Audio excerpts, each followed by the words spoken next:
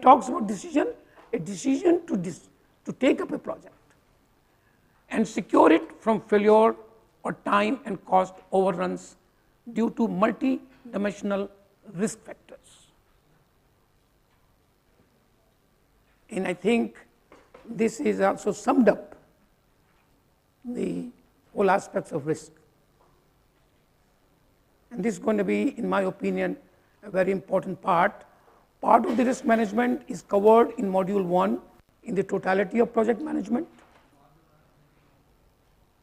and this will be more advanced. So let me start with this, but before we do that, I want you to be charged.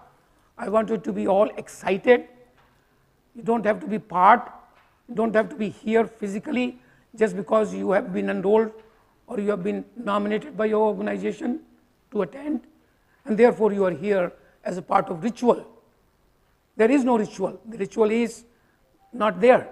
We want to be excited. We want to be good students. So I would say namaskar, and all of you are now familiar. You will say namaskar from the top of your voice, which will reflect a tremendous amount of energy to learn. Feedback is necessary. Are you clear what I have said? Yes or no? Yes. Namaskar. Namaskar. And I think this, some people have not yet spoken there because they are in the Buddhatva, Shanti and Maun Brat. And this 3-day program is nothing to do with Maun Brat. The Greek philosophers say learning takes place not by PPTs. That time philosophers never knew PPTs. I am just saying that it's nothing to do with learning from somebody else. It is to question, it is to seek. And in seeking, in questioning, in experiencing that you learn. So therefore, everybody, this is a place where Maun Brat is totally forbidden, because then learning becomes zero. So we'll do it again, because those people who have maybe not, they don't want to, perhaps they just didn't understand this, we'll do it again. Namaskar. Namaskar. And I think the volume is fairly large, and so this is where we start. I want to start again with the same things we have done it in the past.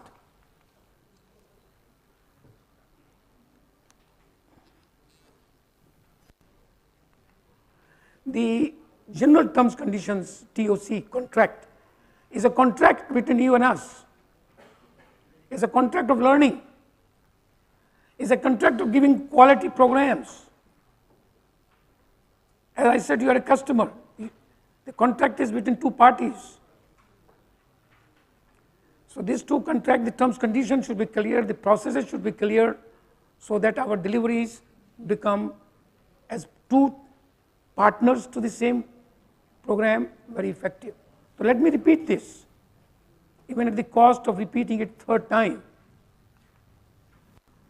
Fundamental rules of our program IDPM. As Aristotle said, that the all men by nature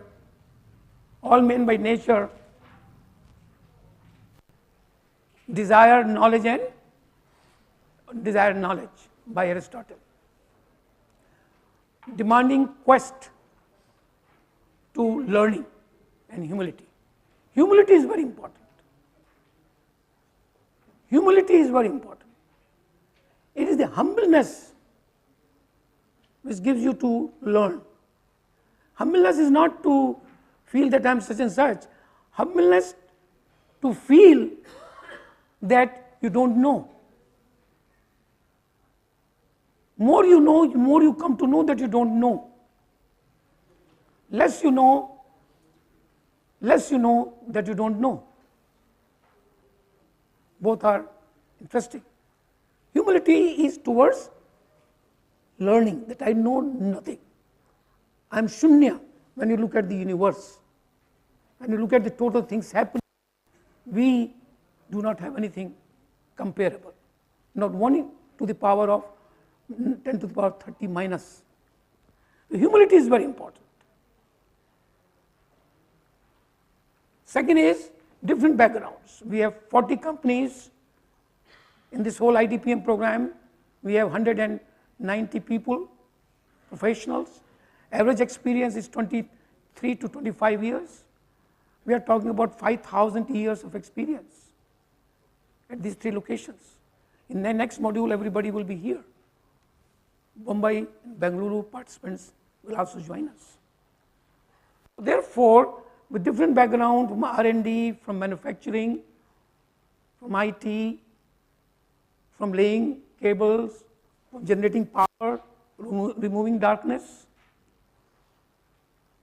These are all the institutions, pipelines, oil corporations, so many people, building NBCC, building people, hydro projects, you name it, they're there.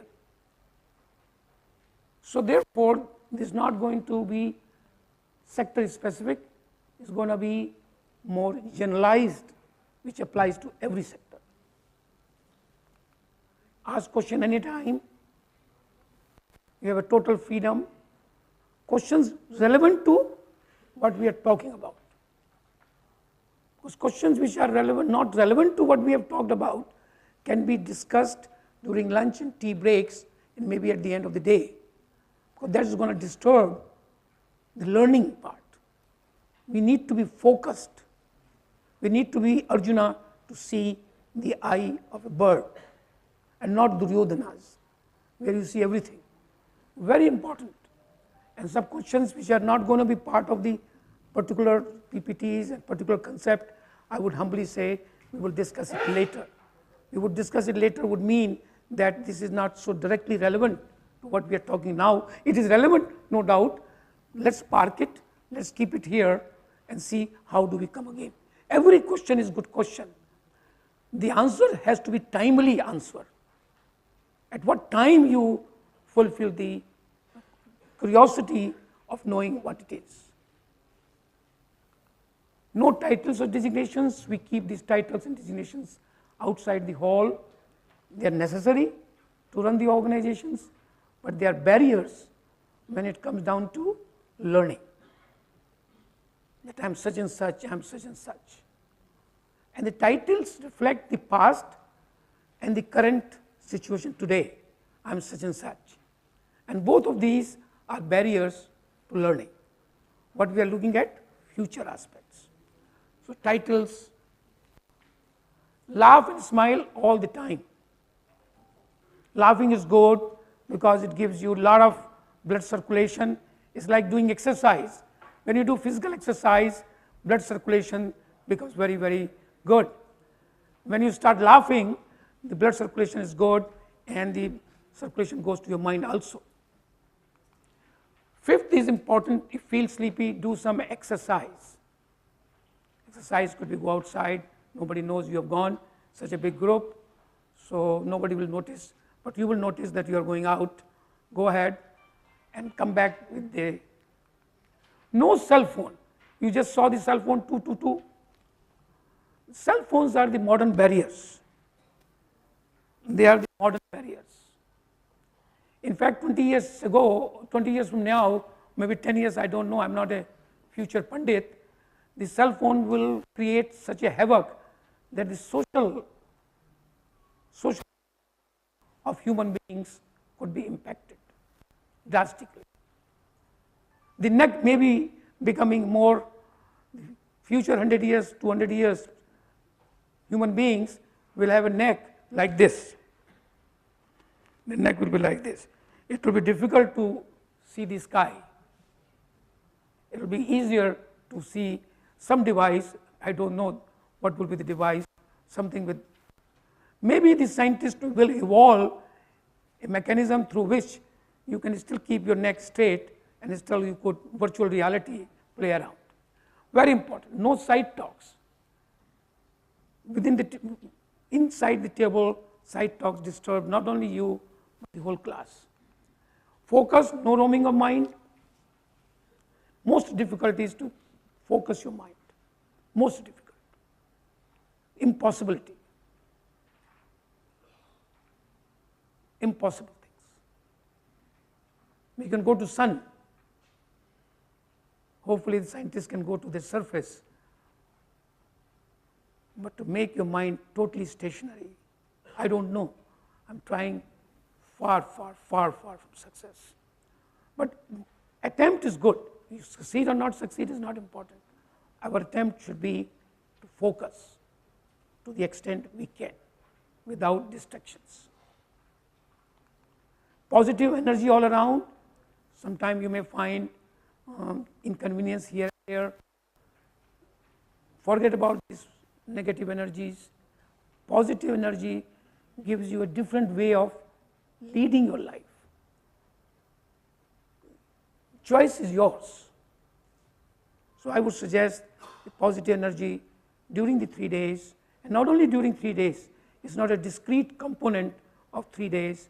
Positive energy throughout our life, we should try to see that how do we maintain positive energy. There are a lot of grounds, there are a lot of grounding takes place.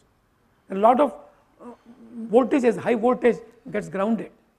Negativism comes through. Sometimes you see negativism in the media, you find this has happened, this has happened. We all ourselves from tremendous situations where the positivism is getting grounded.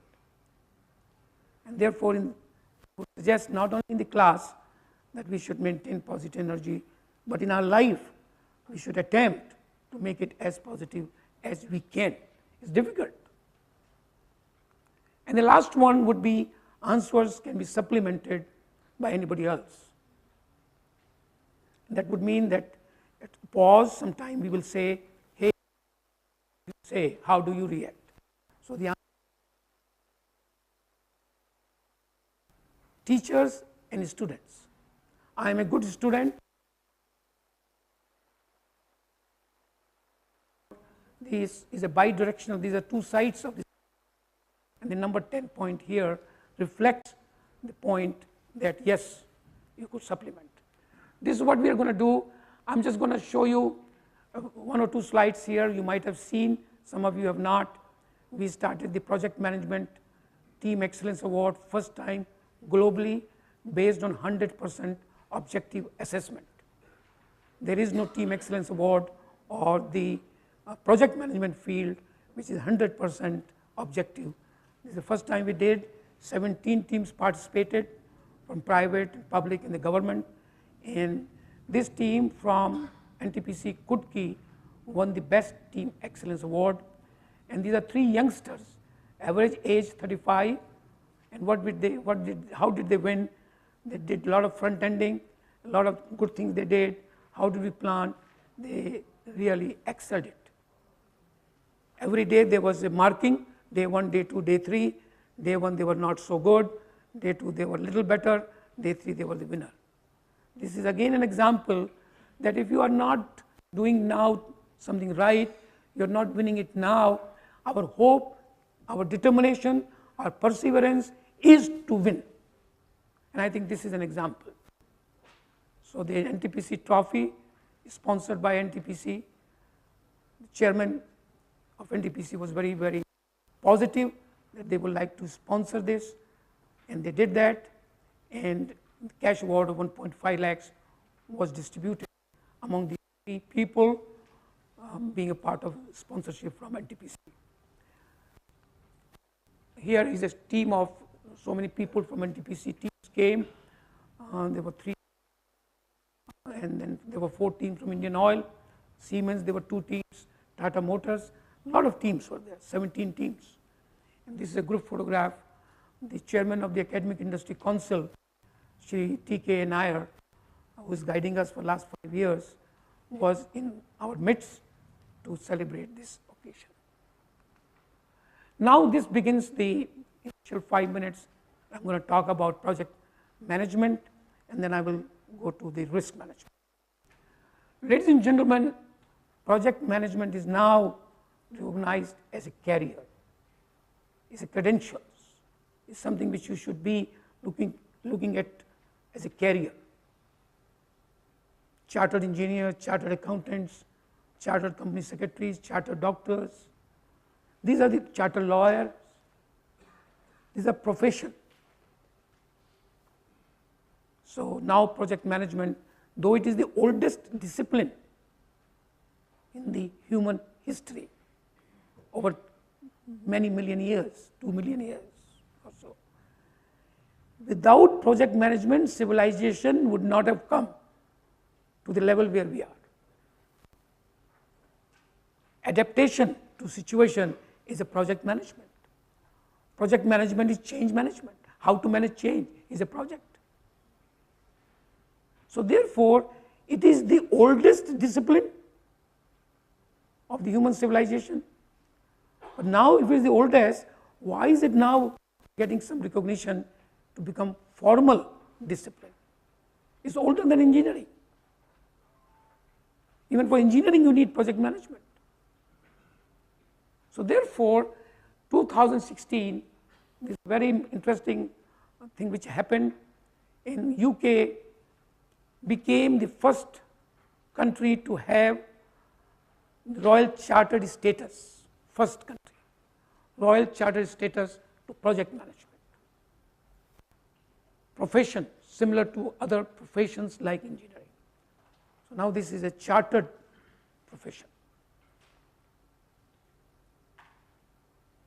You should have knowledge, experience, competencies to manage change, to manage uncertainties.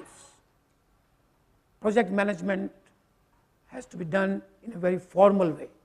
Though you use intuition also, it's a combination of art and science. Way back in 1992, when we organized the first international conference in association with UNDP in India, and we were the first few countries in the world where we initiated this drive 26 years ago. And the definition in the opening remarks, welcome address, which I, as a symposium director, I said the project management is an art and science of converting vision into reality. Art and science of converting vision into reality. And that particular definition has been quoted in the literature thereafter. And I still believe 26 years ago, art is coming before science. Why art comes before science? Because the project management is done by human beings. Even robots, if they have to do project management, they will have some part of team building and connectivity and affection to each other. Some part of the human beings have to be transplanted to robots also. Who knows what the new robots would be? But the new robots certainly will be beyond mechanical and electronic and biochemical systems. So this is very important, and that's why I wanted to spend some time. Now, if you see the whole world, uncertainty is at the top, and we deal with uncertainties. This 3-day program is to dealing with uncertainties, and it is the uncertainties which gives rise to risks. And the uncertainties giving rise to risk, only those uncertainties which matters to us. If there is going to be rainfall, we are not sure whether the rainfall will be taking place in London or not. This uncertainty is not relevant to us. It's not relevant to us. If there is a delay in the flight somewhere, it doesn't impact us, the objective we have.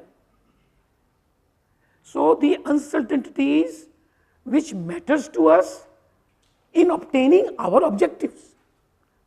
Each project, each group of projects, each program will have objectives. If there is a hindrance, if there is a disturbance to those objectives, that uncertainty is what we should be careful about. Uncertainty that matters to us, that gives rise to risk. And that whole program, whole module 3 on advanced project risk management is dedicated to that aspect. Dynamic interfaces, ambiguity. Ambiguity itself is a risk.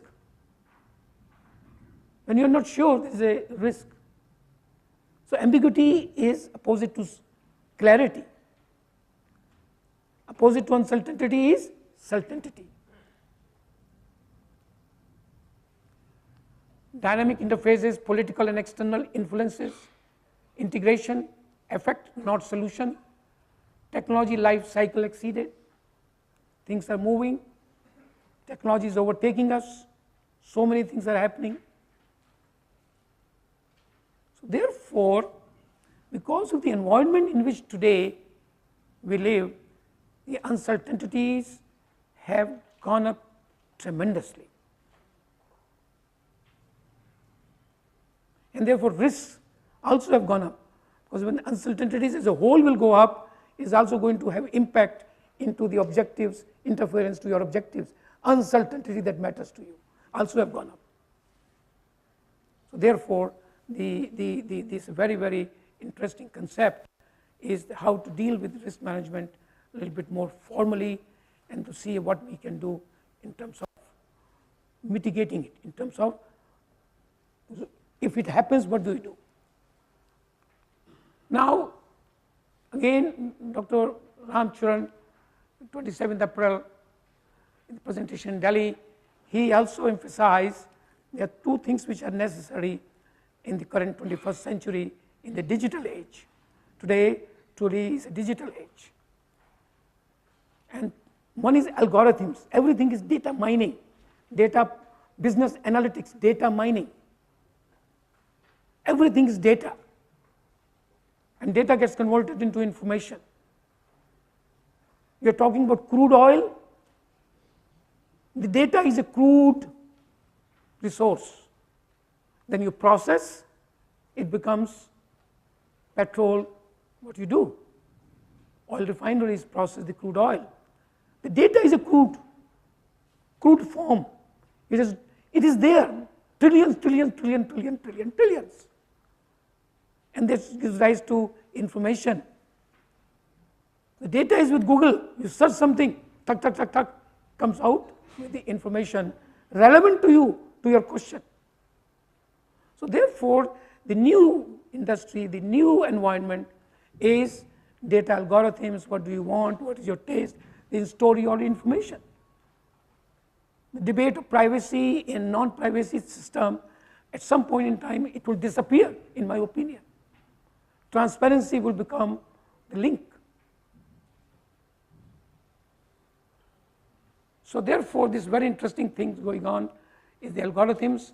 And the second thing he talks about is project management. He says this is a second very important thing to manage in the digital century, in the digital age. The Latin word, just to take this point forward, the origin of project, the English word, is in the Latin called projectum. Projectum is to throw something forward. Everything is moving forward. Everything is moving forward. Today we have inherited based on what we did yesterday for tomorrow. Listen again. Today we have inherited based on what we did yesterday for tomorrow. And tomorrow will become present, based on present becoming past, and therefore in present what we do is to build future. That is the only thing we have. There is nothing else we can do. Full stop. Nothing else. So if the time which goes in building the future is deployed wastefully to go into the past, going into the past is not bad. Learning from the past is absolutely necessary. But that's a one-time exercise. Maybe a couple of times you revisit, very small revisit. Going back in time, we built up ourselves based on yesterday. So we should know what yesterday was. But so it's a discrete event. It's a very small part. Learn from that, move forward. Therefore, to throw something forward is very important. Everything we do is tomorrow. Everything we do is tomorrow, next second, next minute, next hour, next day. Projects, therefore, are undertaken to build future as an integral part of strategy. How do we build up that? When we tested out Pokhran, we have the first 4 or 5 underground. It was to make sure India also becomes strong and no people can dominate and make us slaves. by their domination. So the world is moving in that, unfortunately, in that field, is a race of domination, which again is not sustainable at some point in time. This has to stop. Domination is the old tribal systems. In digital age, the domination will not be through physical weapons, it will be through something else. It will be through data mining and the crude oil equivalent to crude data. Who manages that will be the winners of tomorrow. So therefore, this is a very important part, and I am going to conclude this first importance of project management is by looking at project management is future management. Obviously, the world Latin word projectum says that to throw something forward. It's a future. Project management is, therefore, let me just go through this. At one slide here, this what we have discussed about the world future are undertaken to be future. Future is uncertain. Therefore, now the very important part. I just wanted to, before I go for the second definition, future is uncertain. We have seen uncertainties, ambiguities, so many things are happening, technology moving so fast. So therefore, future is uncertain, hence risky. So risky, future, uncertainty, risk which matters, uncertainty which matters, they're all part of the same string. They're all part of the same. One gives rise to other. Future gives rise to uncertainties. Uncertainties that matters to us gives rise to risk. And the risk is in meeting our objectives, and therefore this program on risk management is to look at the last part. More than 50% in my opinion, in some cases I have said 60, somewhere I have said 70, way back in 10 years ago in Hong Kong, a very legendary UK English guy, Martin Barnes, in my keynote presentation there, I said, I use the same word, project management, 50% risk management. Dr. Martin Barnes tells me later on that, Adesh, I agree with you entirely, but in my view, it will be more than 50%. So I said, Martin, what do you say? How much will it be? He says, it will be risky to say the next figure, what it will be, but I can tell you, it will certainly be a very higher part of the risk management. Yes, Anilji. Crisis, and then project management becomes crisis management. Right. So that is not so bad, because we intentionally, the question is, because it's getting recorded, they may not be able to see your voice directly, so I'm going to just put it through. One of the participants says, many times we create crisis, and by creating crisis, then we do the management of those crises created by us. And then we say this as a project management. How good are we in project management? No, actually that is true partly, but that is not the right thing to do. You will all agree. It's not something which you are supposed to do. It's not part of the project governance. It's not part of the ethical considerations. It's not part of the self-esteem which we say. It's a part of petty issues. We create something to show that I am competent, because you are incompetent in dealing with real crisis. So when you are incompetent in dealing with real crisis, you don't want to admit that. So what do? You create artificial crisis, and then you show that you are good in managing crisis. You see what I'm saying? Do you see what I'm saying? Yes or no? A or no? Yes or no? Everybody has to say yes or no. No, this yes, it means some of. So the crisis management is when we look at something which happens, when we have to deal our capability to deal with them. But the question is very relevant. We create sometime. Why do we create? To show that we are good in managing crisis. One more question and then we'll move forward. Yes, sir. There was a hand raised there.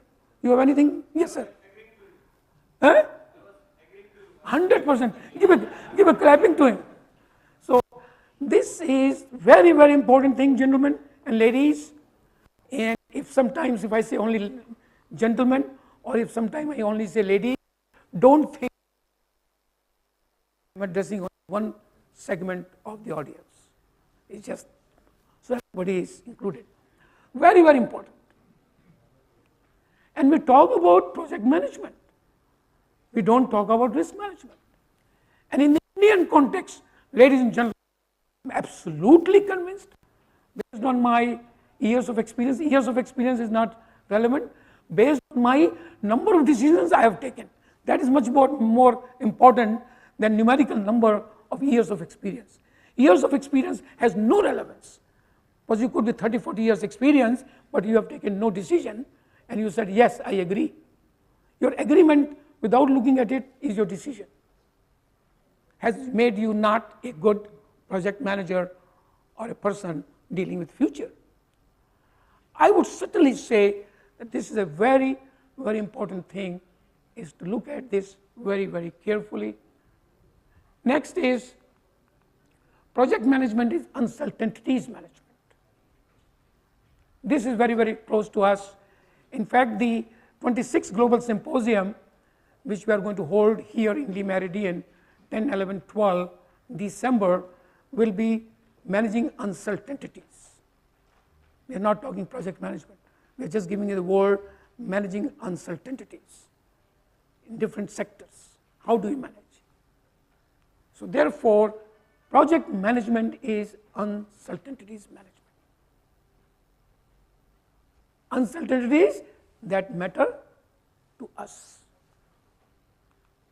Project management is risk management. Obviously, if it's uncertainty management, it will give rise to risk, and therefore we have to manage risk. Project risk management. Now, I have built up the small front end to risk management. I've sort of capsuled the risk management. It's like an onion. We have to keep on peeling off and get into the core. Similarly, the risk management, and more we'll go into next 2.5 days.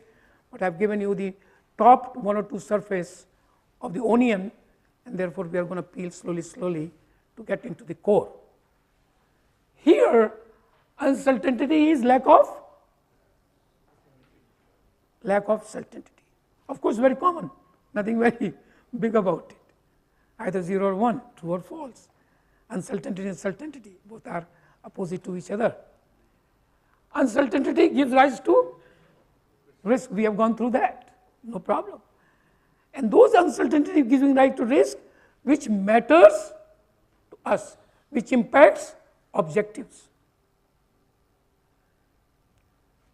Uncertainty, having a cell phone not in the silent mode or switch off. Uncertainty is going to give rise to risk. It will disturb our mind process, create hindrance to our objective of learning, to your colleagues sitting next to you on your table. So therefore, it has to be seen in a very generic way, and then you apply to your specific need. It is the risk that causes hindrances. Risk causes hindrances in achieving what we want to achieve. Risk, hindrances, obstacles, barriers. Suddenly something happens that causes, if you want to come here, there's some traffic jam, there is a hindrance to your reaching in time at the venue. Hindrance. And therefore, how do we manage risk? How do we manage risk that hindrances should not be there, which would impact my objective? Very, very simple. I'm going to make it extremely in a very systematic way. It's not a rocket science. What we need to do is to relate this in our day-to-day life. If we do that, it applies to project. Lack of achieving what we want is failing in projects. These are very, very simple linkage. Failing in projects. And failing in projects, you may not be able to link directly with these things. Failing in projects, if you are not a risk-oriented person, you will link this to many other parameters rather than the risk management. Rather than the risk management. Because you are unaware. I'm unaware what makes me to have cancer. So therefore we will say this, because of this, because of that, because of this, I've got the cancer. Hopefully no, but I'm just giving you that example. So therefore when you are not aware of something, then the reasons you give for failing is something which are not relevant. But everybody becomes, it's because of this, because of that, because of this clearances, because of that policy, because of that right of way, because of that land acquisition, because of this. Could be partly true. But if you had taken into account those things at the time of deciding what you want to do and assume that this will be a problem, then you will be in a better control in not failing in the projects. We don't plan to fail. We fail to plan these kind of risk management. Planning is not limited to only making the specification of the packages, which we often say for tendering we need to new packages, throw it out. So I think it's a much more longer, and we will come back more and more. How do you work with contractors? What packages do you do? How do you create? What is the viability? What is the realism? How do you work? These are all the factors we will be discussing in next 2.5 days. It's going to be very, very interesting with all your help to make it a great exercise. This again, we have said this very quickly, a subset of project management that includes the processes concerned with identifying what can go wrong, risk identification, identifying. Unless you identify, you will not be able to. Analyze.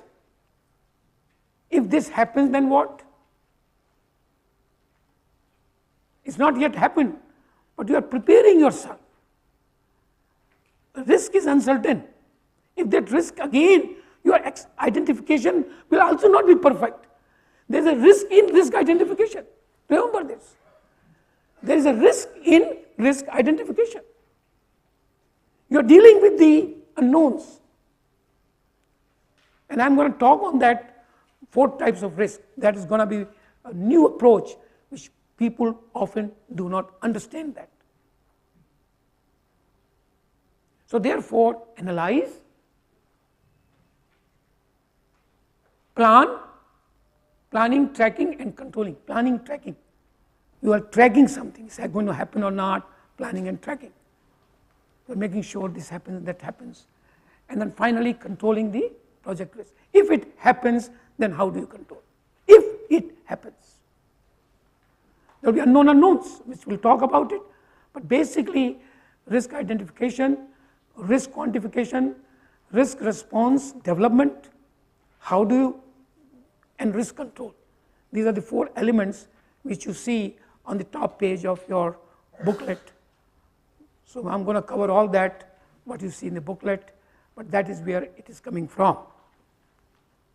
Project risk, wow, is at the center stage.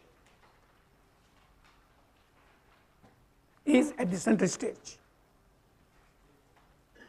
Is at the center stage. Everything is risk management. Project risk management is stakeholder. How do you make sure stakeholders are aligned with you? If stakeholders are not aligned with you, big risk. No project will succeed. Cost overrun, time overrun, dissatisfaction, unhappiness, arbitration, law, Supreme Court, District Court, High Court, I don't care. Stakeholder management is very important, and how do you make sure that people are on the same page? Planning scope, how do you define what you want to do?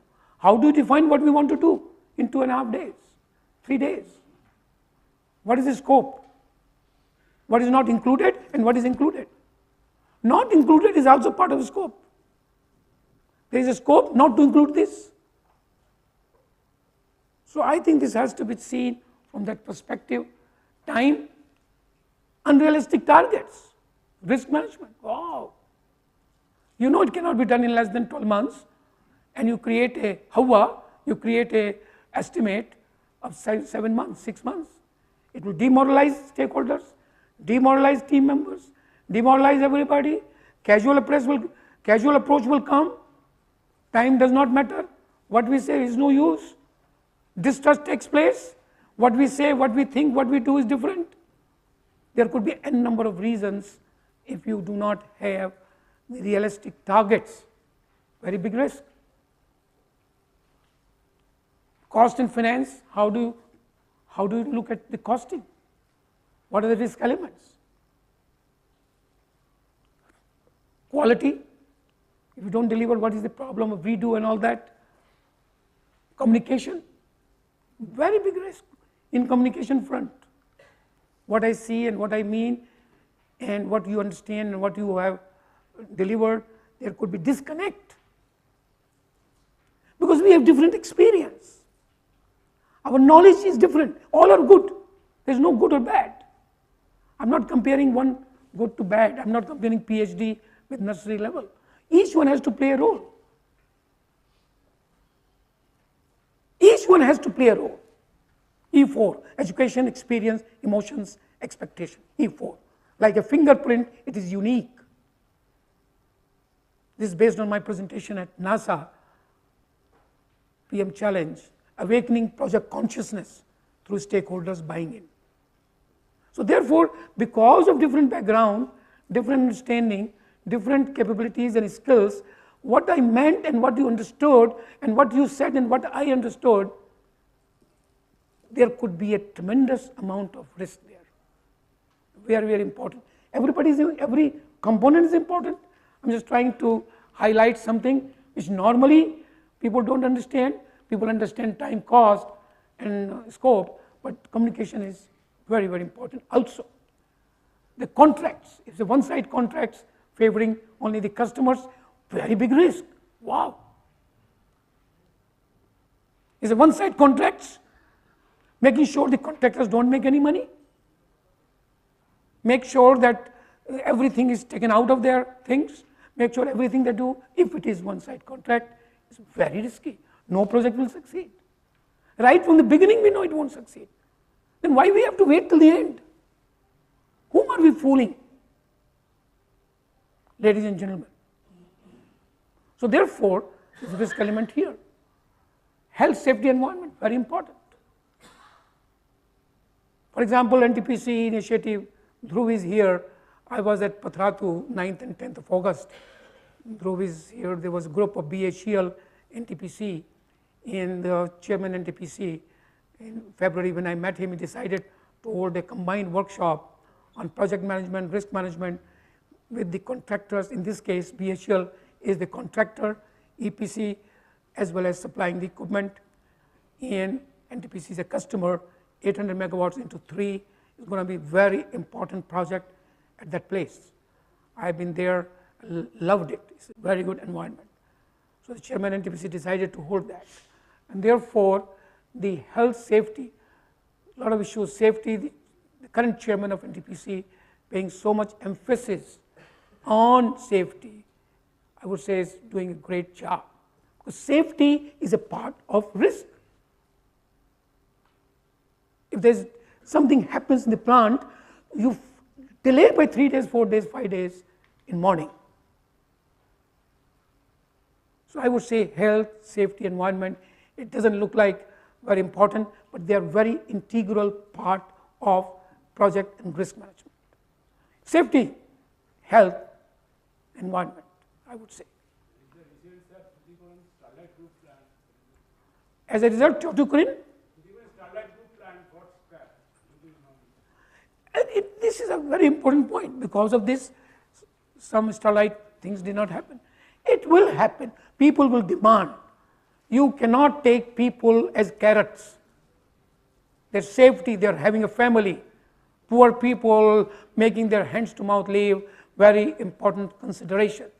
You give them that kind of safety net, you give them kind of respect to them, they will do miracles. Try that out. I can give you n number of examples of my own, how you look at that. So I would say this is again, and the human resource, very, very risky is human resource. Among all the risk factors in my experience, human resource is most risky. What is happening in your mind? I cannot take a machine. Aha! What is happening in your mind? What do you plan to do and what you say you will do? Oh, wow, wow. I don't know. I would say the maximum risk is connected with human resource more than anything else, because it is the human resource which makes everything else. Scope is defined by human resource, ingenious, expertise, knowledge. I would say we have to make sure our risk in building teams and doing this and doing that, human resource related risks are understood and brought forward in the real world. And the last one is, of course, stakeholders, which encompasses everybody. Stakeholders. In a stakeholder is a super human resource. So a stakeholder is number one, followed by human resource in that order of importance. Stakeholders is everything. Yes, sir. As such, in any project management, you are supposed to take care of all these things. The risk should be basically the uncertainties arising out of any of these. You see, he says that in any project you are supposed to take care. Theoretically, you are supposed to read Upanishad and follow Gita sometimes. Theoretically, you are supposed to do many things. But do you do? The question is, we don't do that. Full stop. Some people do some part, some people do some part. Theoretically, many things. That's why people are learning. People are learning worldwide and evolving the risk management movement, what we have to do more. But the matter of the fact is, we have to understand that these things are there. People don't understand this also. 95%, 99% will not understand that we have to do risk in these 10 parameters. They will not understand. After seeing this slide, you will say, yes, we need to do that. For sure, I mean, there's no doubt in my mind. You have to understand this, you have to be humble, that yes, we have to understand this formally. What is going on risk, what is this, individually, discreetly. Have you thought about it? No. And we'll talk about it. Next 2.5 days, we'll talk about these things, each one by one. But I'm just setting up the environment, front-ending, making the soil ready to put the seed, so that seed becomes flower of risk management. So ladies and gentlemen, that's what it is. Key disciplines now, this again, very interesting things to build up the risk management front-ending before we go into what I call general conceptual framework, understanding what we are doing. After this 11:30, I will be doing at 11, maybe at 10:30, 10:40, around that time, we will give you a question for the risk management program, and then we'll resume that. There's RMKQ, Risk Management Knowledge Quotient. There are 16 questions, and you will do that, and we will then, based on this, we know where you are weak, where you are strong, and on the scale of 100%, on 100% score which you will get in these 16 questions would be about 30%, 32, 35% if you're lucky. If you're not lucky, you may get 25. If you're very lucky, you will get 50. And if you get more than 75, we will have this risk management converted into some other program. There will be a change in the scope. It has not happened in the last 7 years. I do not expect, but you never know, new things do happen. So I would say success. Front end is very important. As you would see in front end, what do you plan? Don't rush front end. Lack of front end is very risky, very, very risky. Planning and control, we have seen that. Contracts partners, very important. Something is missing there, Stakeholders we have discussed. Communication we have discussed. There are different ways. This you would have seen, some of you, in the module 2. In module 2, we have shown you, Guy Giffen has shown you this, something like that. We have repositioned the center point. The only thing I did is to take away risk from the corner to the center, but you have seen this. Decision making. You have nothing else to do but to take decisions. The only thing one can build future is by taking decision. Taking no decision is not a decision. Taking no decision can be a decision if you intentionally decide not to take decision now, but you will take it more later based on the inputs you get. There is a conscious way of deciding to delay the decision till you get more information. So that is a time variant. Decision making is a function of time. But decision making is for sure the essence of moving forward. And therefore, decision making is again, and when you take decision, you may not be right all the time. In fact, you will never be right all the time, for sure. It's a matter of sample. If you write 1 out of 1, you can say, sir, I'm 100% right. No, no, no. Give 1,000 decisions and you tell me whether you were right in all the 1,000 decisions or 100 decisions. Not possible. You don't know the future, therefore decision making is not knowing the future entirely. Information is required to take decision, and integrated information. So therefore decision making is again, when you see I spend more time in certain elements, they become very close to my thought processes, and therefore I tend to spend more time in those very relevant blocks. And teamwork, human resource, human factor, teamwork. And all these things are based on risk. Risk is at the center stage. Yes, sir.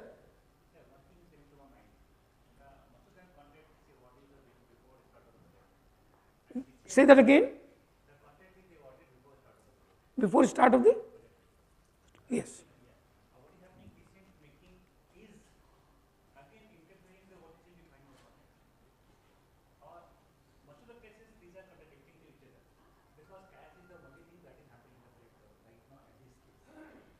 So you are saying the contracts are awarded before the execution part, and then after execution,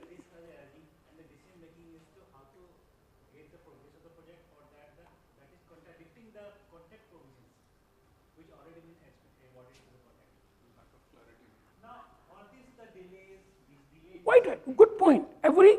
Unfortunately, out of 100,000 people I have been involved in teaching, I have never found any question wrong. And this question again come back what he is coming from.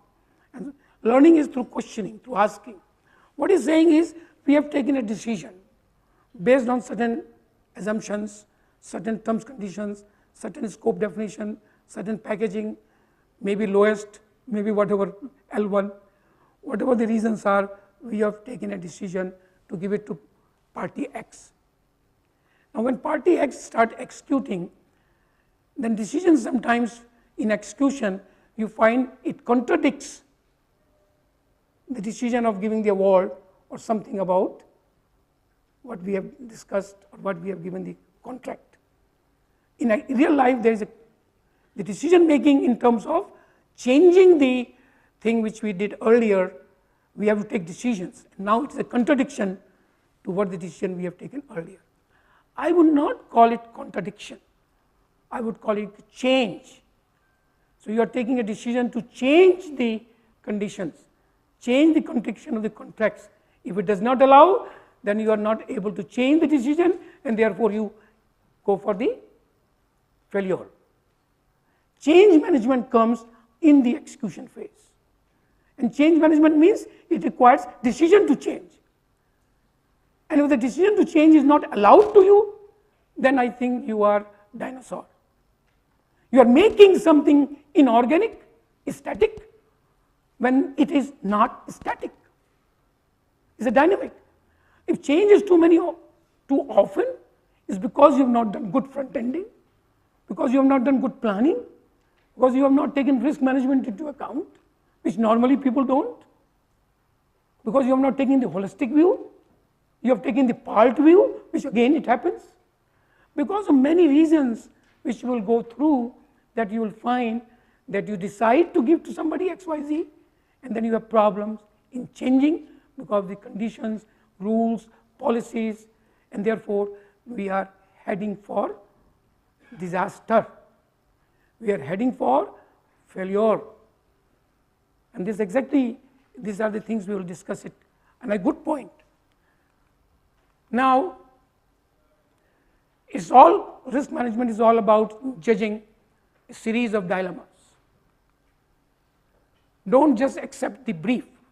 Brief, if you have condensed version, in the condensed version, what is inside, very difficult. More condensed it is, more risky it becomes. More condensed it is, more risky it becomes. So what is the level of condensation? We have to be very careful. You need to align the stakeholders. We have discussed this point. Managing risk is all about mindset. Mindset.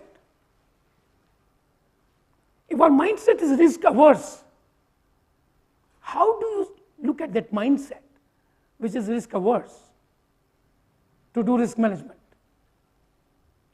If we all believe in certainties, if our mind is to seek certainties, we feel comfortable in certainties, we feel comfortable in known situations, then how this mindset will be opposite to this, to deal with uncertainties? How will it be comfortable? To deal with unknowns, how will it be comfortable? So when we say is a mindset, whether we are risk averse or whether we are ready because future is not sure, future is unknown, let us look at this, and we are, if we fail, it's okay. If you are afraid of failing, you can never take risk in life. Full stop. Your mindset is totally anti-risk management mindset. Totally anti-risk management mindset. Failing is not bad if you look at everything integrated way. But we learn from that failing. That is the mindset. Edison learned from his failing. He said, I did not fail 10,000 times, I learned what will not work for 10,000 times. Learn what will not work. You may call it a failing. You couldn't put the light in the filament. So ladies and gentlemen, this is a different mindset to deal with the unknowns, uncertainties, risk. We have to have some component of Christopher Columbus in us, exploring the areas which we are not familiar with. I'm not saying 100% Christopher Columbus or explorers, but some component, some portion, X percentage. I don't know what X is, but a small subset of that exploration of mind gives rise to risk mindset. Very important part. Normally we get confined to this, but we have to see the culture comes into play when we look at risk mindset. Culture comes into play. Your thoughts, your attitude defines your behavior, the way we work, and the behavior, the way we are working becomes our culture. Attitudes to behaviors to the way pattern of our working together, culture. It becomes our culture. Culture is what? Doing the many things based on repetitive things. We do repetitive things, it becomes a behavior. To do the same thing again and again is our behavior. And that behavior is formed how? Through our thinking, through our thoughts, through our attitudes, through our mindset. Be realistic, be aware of optimism bias. Realistic. The importance of the front end. The importance of the front end. The importance of the front end is something which I have learned personally. I never used to call this as a front end, and I learned this front ending from a great country, Norway. Great NTNU University is a Ministry of Finance of Norway. They started the symposium, Concept Symposium, in 2004, and the amount of work they have done, the amount of literature they have published would be far more than you can imagine. Reports, research reports, and I was privileged to be associated with the Concept Symposium, and last time I attended, and I am very fortunate to attend Concept Symposium this year in Stavanger, Norway, 5th, 6th, 7th of September. They are the one who introduced the word of front ending. Quality assurance 1, quality assurance 2, tremendous amount of literature. We will not have time to do this. Some of these things we'll discuss more in detail in the 4th module. But this front end is the word which I have learned personally a couple of years ago, and I use that word, front ending, to a process, front ending to a project, front ending to module 3. What do we do? How do we make sure everything gets organized? Front ending. Organization, front ending. Organization is part of front ending. So therefore, front ending, again and again, I would say, is very important part. If it's a one-day activity, plan for 5 minutes extra front end. You will reduce chaos. And objectives must be clear. What do we want? What do we want? What do we want? Problem is we are not clear what we want. And then everything we really work out because we are confused. We don't have pause, we don't have meditation. Why are we doing this? Why am I involved in this? Objectives. Objectives may not be clear, agile, but basically you should be clear what we want to do. Basically. Objective is today in the dynamic world it's very difficult to freeze your objectives. People started with something else, they have to move forward. As this competition became more tough, they kept on changing. Objectives are now more changing with time than ever before. The industrial age was nothing but to fix the objectives clear. I want to produce cars. I want to produce these turbines. And they did it for 100 years, 50 years, 10 years. In agriculture age, there was very clear, I want to have 3 harvests. God rains, help me. Okay. The objectives itself are now having a less time constant, changes. Yes, sir. One question, you raise your.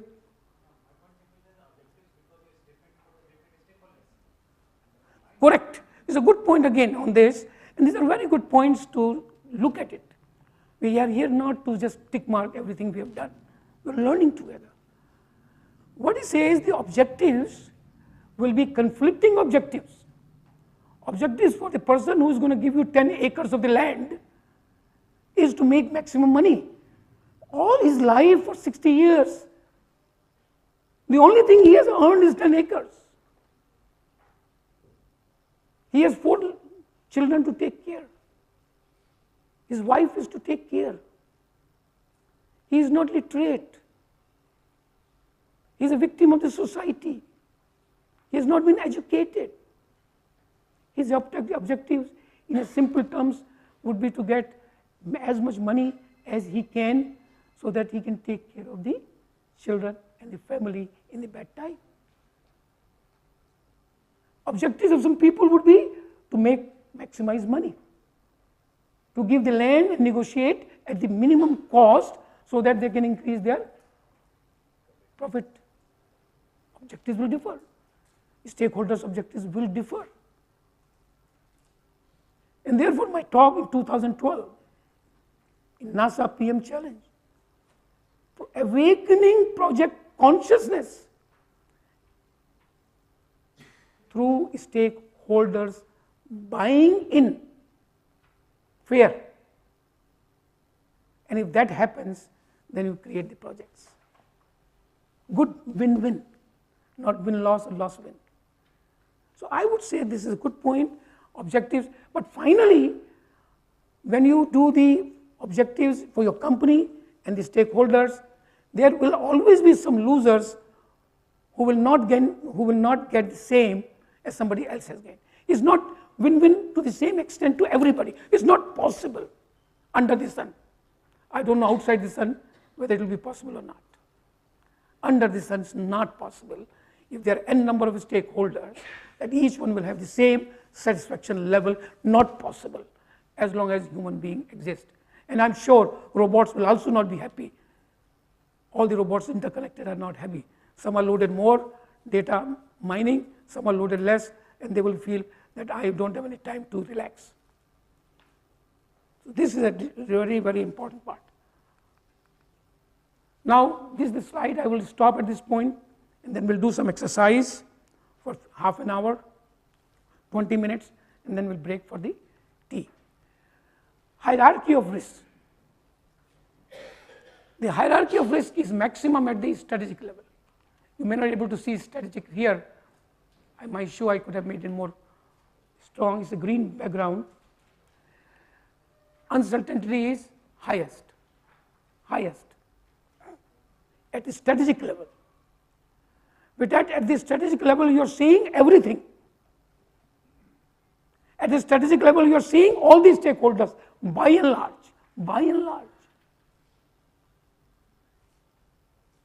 At the strategic level of the ministries, at the Prime Minister's office, they see the whole country. It sees the conflict between the states to states. It will see the conflict between the center and the states. And the center of the state conflict will not be the same. Politically, it could be a different state with different political leadership. The conflict may go differently. So when you take the strategic decision at the highest level, the uncertainty is maximum. The size of the arrow defines the uncertainty level. Uncertainty comes out of future.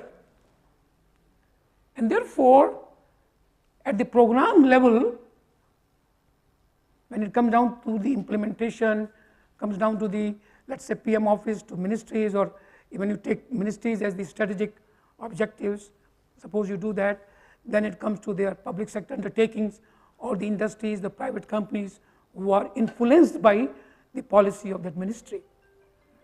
The program will be very, very, very tactical, and this will be decision transferring a strategy into action. Now this is the intermediary, which is responsible to take the strategy which are very broad, which has not taken into account all the risks, but the risk is maximum. They don't have infinite time to take risk and collect information. Decision making is a function of time. There would be always a problem, always. Your challenge is to minimize that. And therefore, when you're transferring these strategies, like we mentioned before, when you're looking at these contracts to real implementation at the project level, you find there are uncertainties. The size of the arrow has come down. If it has not come down, it is something wrong. You have done a bad strategy, full stop. It has to come down, because you're taking a small part of that. And finally, at the projects level, again it's not visible, projects and programs, projects and operational level. This is projects and operational level, you have it in your booklet. The risk should be minimum. Decision required for implementation, action, plan, implementation. Last level, strategic, tactical, operational level, project level, the arrow should be minimum. The moral of the story here is that risk work breakdown structure from top level, it will come down to a smaller level, and within that projects of that particular policy decision, the risk would be comparatively less. It will be it is pregnant with the risk. Each aspect of our action is pregnant with the risk. risk is in the womb of the project. Only thing is you do not want this particular risk to be delivered. That is what the difference is with the human development and the risk development. We want to give rise to human birth as a great event. We don't want to give the birth to risk which may be embedded into the projects. That is a major difference. So therefore, this is the triangle. At this point in time, there are many slides. We will resume.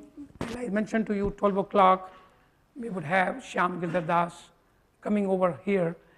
We are taking advantage of his presence here in India, and he's our coordinator. People who are going abroad, I would suggest you have talked to him during lunch. I've asked him to remain here with us during lunch, and some of you can ask him. The invitation letter you have got is signed by him, and Shyam Girdhar Das is a coordinator for our program. So at this point in time, before I give you 16 questions to write your things, give your initial try. If you don't know, don't worry about it. You're not supposed to know all the answers. 16, if you know 3, 4, 5, 6, you know good enough. If you don't know many, don't worry, don't answer wrongly, because your marks will come down. It's a negative marking. You have gone through this exercise in the module 1, PMKQ, Project Management Knowledge Quotient. Here it is RMKQ, Risk Management Knowledge Quotient. So before I close, I think this may be the last slide, because this is logical break. This summarizes the 9:45 onwards to this point of time. 83% is under the iceberg, 5 by 6. 5 by 6. Icebergs are formed. 1 by 6 you see nice iceberg. 5 by 6 you don't see. Science is what you see, and this completely takes care of what I have been saying before. Human resource stakeholders, they play the maximum risk, and that's the slide which really sums up all that what I have said by an example of iceberg.